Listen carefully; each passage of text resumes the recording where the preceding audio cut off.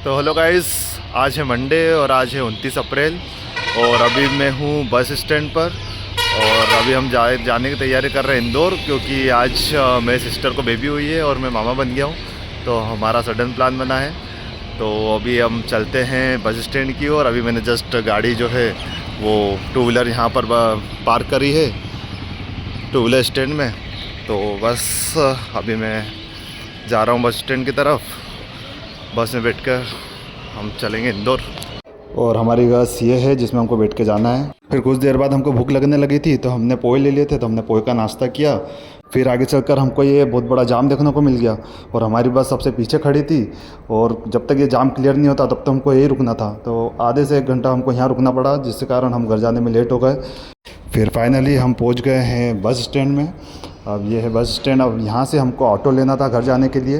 फिर हमने auto book किया। फिर ऑटो बुक करने के बाद हम ऑटो का वेट करने लगे और जब तक ऑटो आ चुका था तो हम निकल गए घर की ओर। तो यहाँ से जो घर का रास्ता था वो लगभग 15 से 20 मिनट तक का था। तो फाइनली हम घर आ चुके हैं। अब यहाँ से हमको रेडी होकर हॉस्पिटल के लिए निकलना था। तो हमने रेडी होने की तैयारी की और फाइनली हम हो गए हैं रेडी। अब हम निकल रहे हैं हॉस्पिटल के लिए।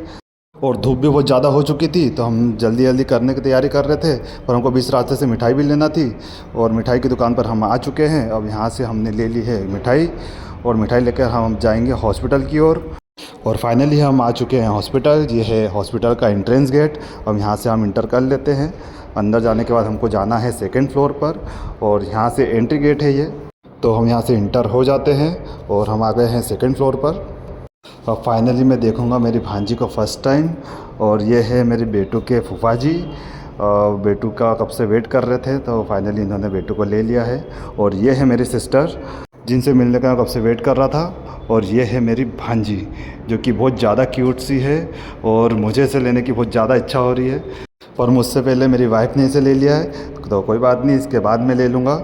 और मेरे गोद में आते से ही मुझे बहुत ज़्यादा बेटू की याद आने लगी, क्योंकि वो भी इतनी छोटी थी। और जब मैंने उसे फ़र्स्ट टाइम लिया था तब की फ़ीलिंग और अभी की फ़ीलिंग पूरी सेम थी।